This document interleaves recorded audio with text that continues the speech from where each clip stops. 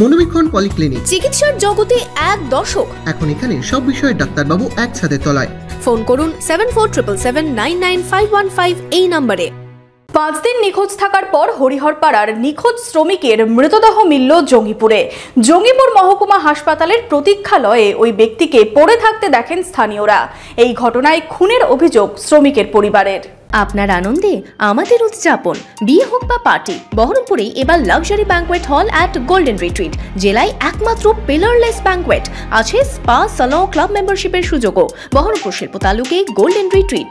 মুম্বাই থেকে ফেরার পথে নিখোঁজ হরিহরপাড়ার পরিযায়ী শ্রমিকের মৃতদেহ মিলল জঙ্গিপুরে। বুধবার সন্ধ্যায় হাসপাতাল চত্বর থেকে উদ্ধার হয় দেহ। জানা যায়, হরিহরপাড়ার চোয়া দক্ষিণ পাঠানপাড়া এলাকার বাসিন্দা আমজাদ শেখ মাসখানেক আগে মুম্বাইয়ে রাজমিস্ত্রির কাজে যান। গত 31শে জুলাই মুম্বাই থেকে ট্রেনে করে বাড়ির উদ্দেশ্যে রওনা দেন আমজাদ শেখ।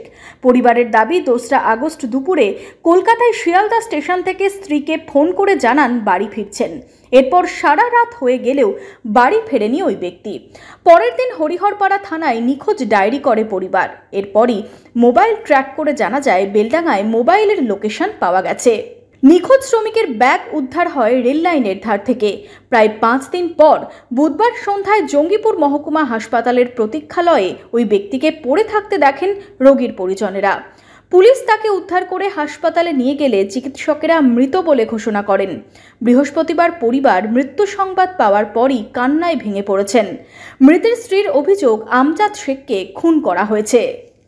আমার স্বামী জঙ্গিপুরে ছিল,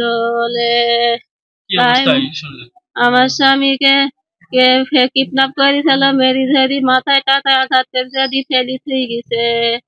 ও করতে করতে গিয়ে একটা ঘরে গিয়ে হুবড়ি বসেছিল, কিছুই বুঝতে পারেনি। জিজ্ঞেস করছে, কিছু বুঝতে পারেনি, শুধু কেন্দিছে, তাছাড়া কিছুই বুঝতে পারেনি। কবে খোঁজ পেলেন? কবে? আজকে